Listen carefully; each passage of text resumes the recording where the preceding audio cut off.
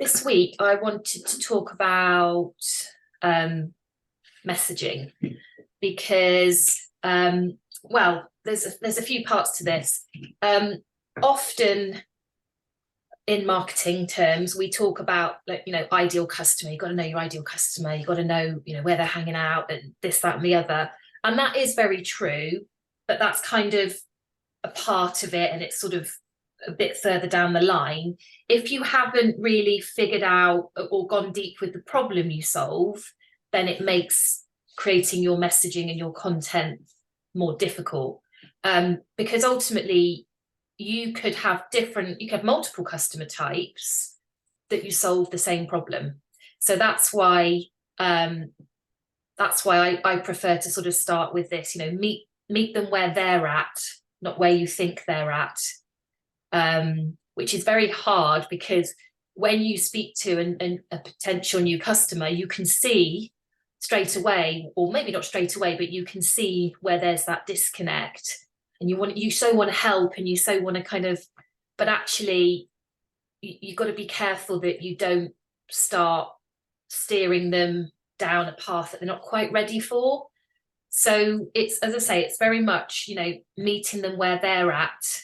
And really trying to understand what challenges they've got and what's keeping them stuck. So let me just go back to my notes. So yeah, it's not that ideal customer isn't important, and niching is great for SEO.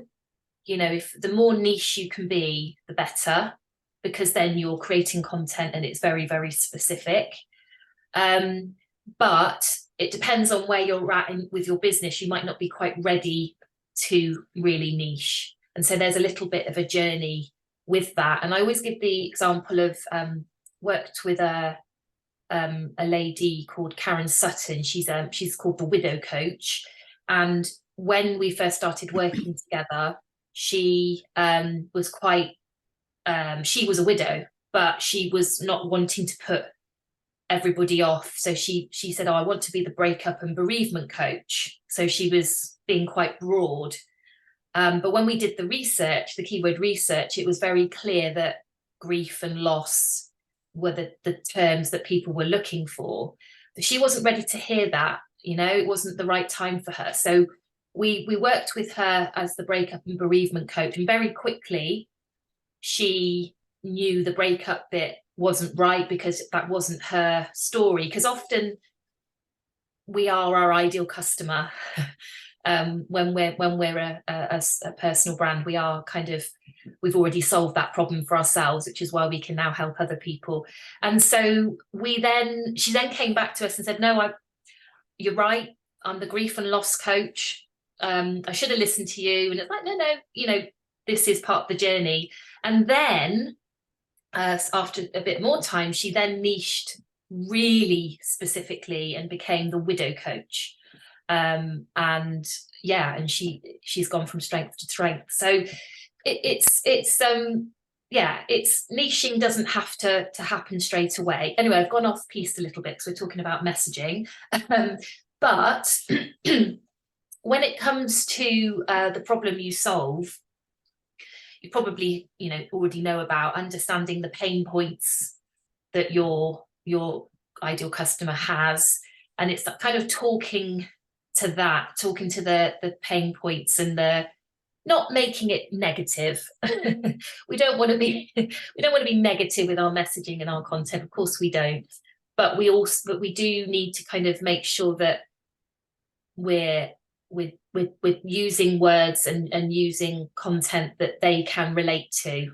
Because going back to SEO, Google is so fixated on making sure that, the one job Google has is to align the search result with the query.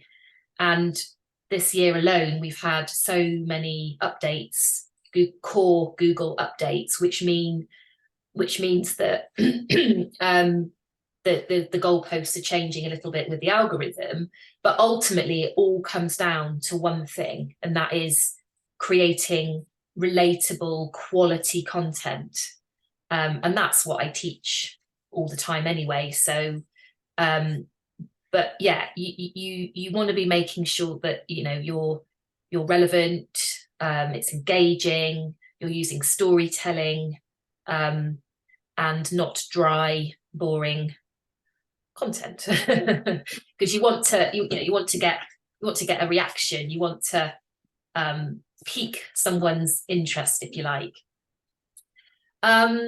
So obviously, you know, knowing the problems and pain points that your ideal customer has, also pointing out what's at stake if they don't solve it, if they don't solve this problem.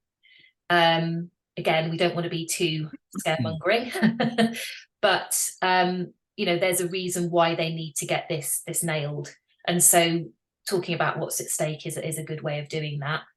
And also kind of time traveling them, so sort of taking them into the future of, well, actually, you know, you might be here, but I can help you achieve this over here, and I've helped other people do that, and here's some social proof and examples of that. Yeah, so it's positioning you as that. I don't know if you've heard of the book by The Story Brand. I know Matthew will definitely know this book, but Story Brand by, what's his name, Donald Miller. It's such a brilliant book, and he talks about the hero of the story it's not us. The hero is the person with the problem, and then the wise guide is the person who's then helping them solve that problem and take them on that journey and achieve that transformation. And so I'd highly recommend that book if you've not heard of it. And yeah, so I think that's kind of what I wanted to share today. Just, yeah, talked about niching, talked about ideal customer, market research, and, you know, voice of customer data, as I like to call it. That can be very, very helpful when it comes to crafting your messaging. And, you know, going and asking people. In fact, Sarah, this is what you're doing, isn't it? Because you're writing a book and you've asked me to be on your Yeah, actually, I've been scribbling down. So because I'm going this way and my screen's there, it looks like I'm not looking at you as you're talking, but I am. But all those things that you're saying about, you know, sort of what's at stake, you know, what's going to be the result, you know, what's going to happen if you don't solve the problem. This is all stuff that we're being taught. So I'm on a book course to know how to write the book. okay. I'm not just doing it on my own, no. I did start off doing it on my own. I got to a point where I thought, right, now I need some help. And then I found this course whilst I was looking for their help. And it is literally, it's on the same parallel of what you're saying, of how we then, you know, put our content out to attract our audience and who is going to buy from us. And the same with the book, because the purpose of my book is the pinnacle of my marketing. It's not to say, oh, hello, I'm an author. This is what I can do. Now you're going to buy another service from me, as it were. Yeah, well, I mean, in that sense, for a business, it's a great lead magnet, isn't it? A book. And it opens up lots of opportunities as well. But yeah, it's good that you kind of know that it's not a case of, oh, you know, I can call myself an author now, although that's a nice thing to be able to say. But, you know, you want it to be kind of guiding people to that next step of wanting to know more. Yeah, okay, brilliant. But yeah, just that thing about market research and getting other people's viewpoints. You know, obviously you want that to be from your ideal customer, not just somebody random on the street, you know. Yeah, it's really worth it. So yeah, what I was saying about what Sarah's doing is you're doing a focus group, aren't you? Yeah, and that was suggested by the book. Yeah, so that's actually on my, I've got the group together now, thank you. And yes. so yes, the purpose is, which I guess is the same if you're looking for your sort of story and your messaging, it's to check that what from my expertise and knowledge, which yours will be for your business, what you think people want might be different to what they actually want. So the focus group is putting out there what I think people want and then giving it to people to then come back to me and go, oh, well, actually, I'd like to know a bit more about this, or you missed that out, or I already know that, or what are you saying that for?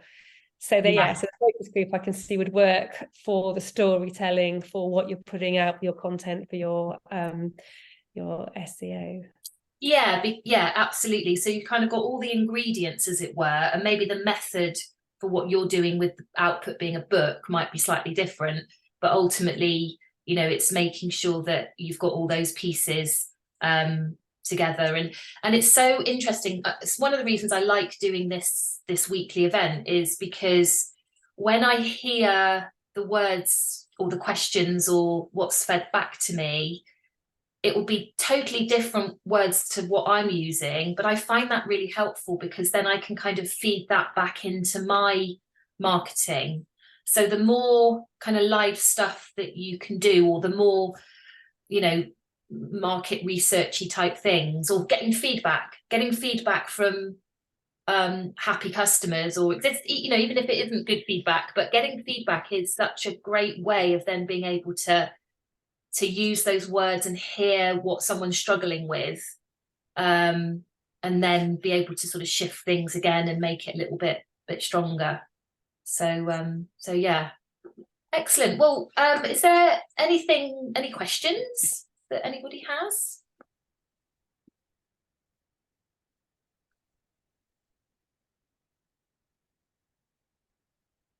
No? Martin? No? Okay. Not on this topic, no. No. If you unleash the beast on all the other topics. Don't do that. Yeah, okay. So were you going to say something, Matthew? Sorry. Well, I felt bad that I felt like someone will ask a question. So bless you. I haven't really got a question, but I wanted to just reinforce what you said, really, which is about using your client's language to describe what you do and how powerful that is. It's I'm forever I'm forever realizing that I haven't been following my own advice. Yeah, I'm sure we all do that. The cobbler's shoes. Yeah. Valhalla's 2 tomorrow, by the way, as an aside. Yeah, and it's congratulations. Thank you. It's taken me at least that long, and I'm sure I'll look back and say it was longer.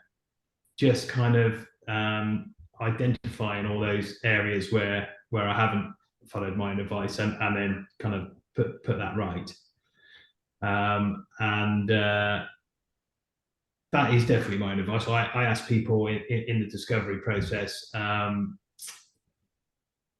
you know, what problems do you solve for people, and what do they call it? You know, how do they describe it? Which is a different angle from you knowing what you do and describing it in the terms and the phrases of your industry, which can be a bit cold, can't it? And people can think that doesn't apply to them. So that is a powerful message. So agreed. Yeah. Which links to one of the other bits of advice I didn't follow, actually, which was who is your audience? I was. What do you think I said? Oh, I can help everybody. You did, didn't you? I know, and I wouldn't dream of letting a client get away with that answer.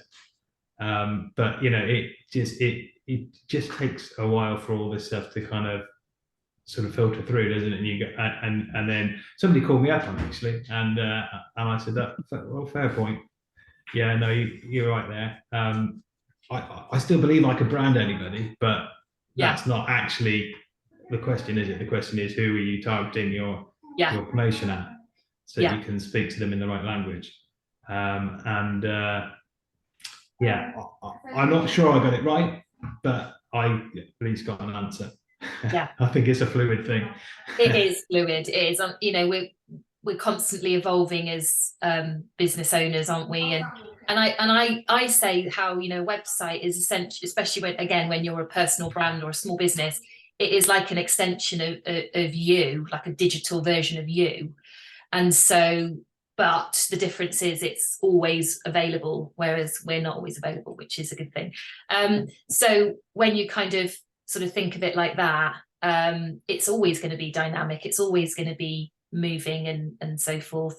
But it is, so you're right, it's so hard doing that for yourself, especially when you're helping other people. It's so easy doing it for clients, but much harder when you're trying to do it for yourself. And I've done all of the same things. So I really appreciate your honesty there. Yeah. So any other questions to come to mind or anything? I was just going to say on that topic, it's a bit like painters and decorators who can choose and give people that, oh, well, this is a really popular color, or this is absolutely, you know, you can do so much with this, as with their house is probably never painted, because they can't make those decisions. And it is very, very hard making those decisions for your own business. Yeah. And Natalie, I've worked with Natalie previously, and I will just say that the industry, I work in the food industry, and there's an awful lot of terms, like jargon terms that buyers use. And so we decided as part of the website to actually put in like a jargon busting glossary, because predominantly my customers, my new clients would be people starting off in the food industry that wouldn't have a clue what a JBP was, or, you know, or even the term SEO, things like that, which for them are, yeah, very, very, and that's actually been reinforced with the work that I do mentoring for the food business startups.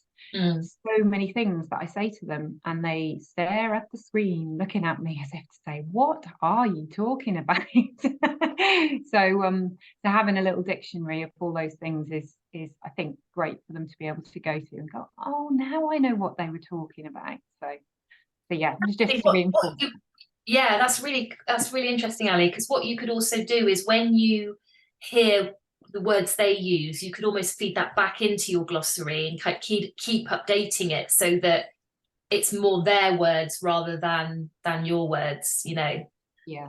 Or something I say a lot is, you know, give an example, give an analogy, or something that is a bit more real life and easy to understand. I wish teachers would do that, I'll be honest, because I'm really struggling when my daughter comes home needing help with science homework and I haven't got a clue. It's like Swahili.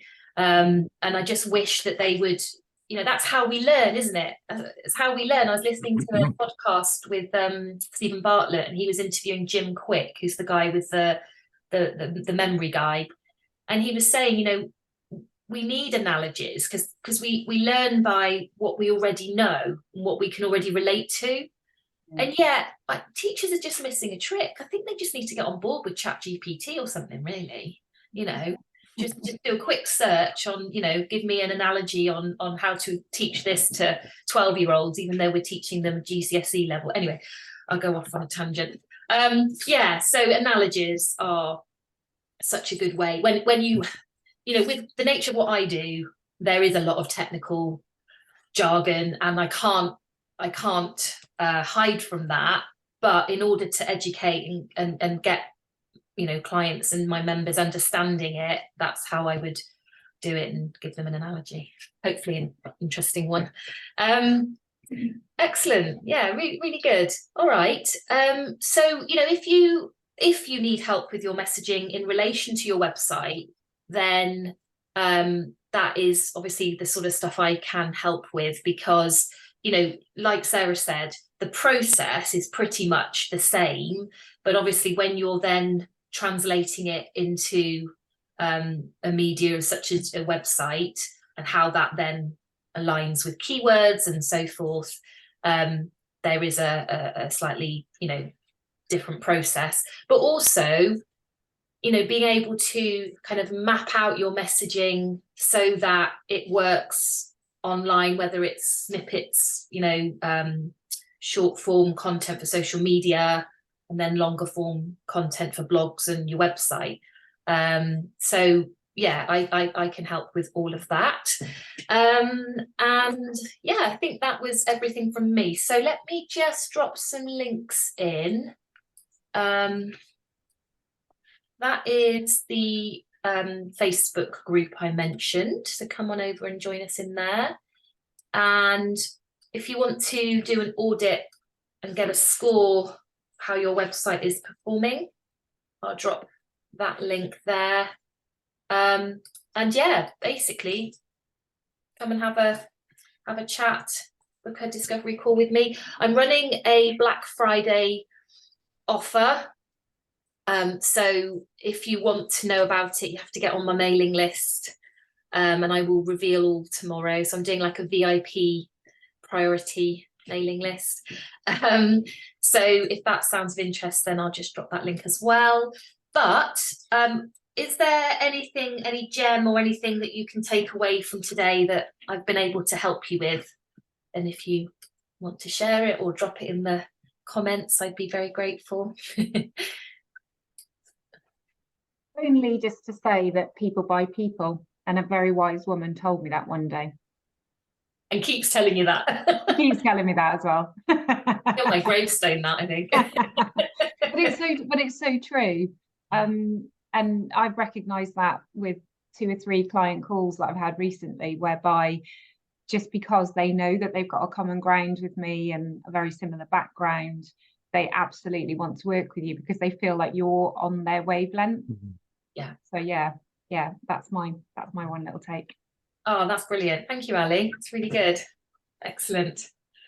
I liked it when you said time traveling as well. That kind of resonated with me, sort of part of my messaging. And Natalie, as I sort of get through the focus group, I kind of think that kind of automatically will give you some more information about what I'm doing. So then after that, that's when I'm going to go into my website and need your help. So I thought that's good, sort of like, for us to have that understanding and you know what I'm looking for first. So yeah, then I will be as you know, asking for your services. Excellent. That sounds great. Very exciting. Brilliant. Oh, well, thank you. Well, I'd like to add the using your customer's voice piece, because I've probably heard it before, but not really, it didn't necessarily land with me before, but I've heard it today again, perhaps.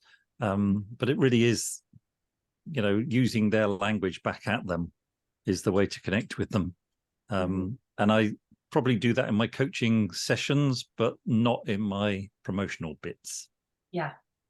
I still probably am the sage on the stage in my promotional bits, the wise one who knows it, telling you rather than encouraging you. Yeah, but I mean, even that, and I can definitely relate to that, you know, even that is a journey in itself, you know, being able to get up there and start delivering your message in a different way where it feels utterly uncomfortable and you're thinking, what on earth am I doing? But actually, you know, the fact you're feeling uncomfortable means you're in the right place. And yeah, being able to then work that voice of customer data back in, and you know, it could be feedback from a text message or from a voice note or from an email, or you know, anywhere that you get feedback or some kind of comment that could be used, or have a document somewhere that you can just plonk stuff in, because yeah, it's invaluable. It's absolutely invaluable. And then later down the line, that actually then starts to I've lost my train of thought. It's gone.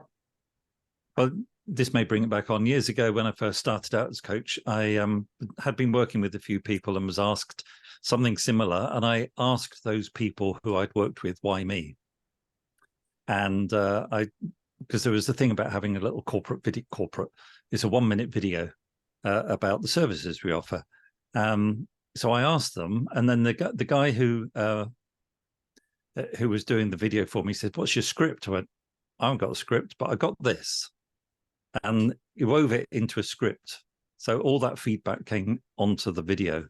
So and it told a story, and it was rather nice.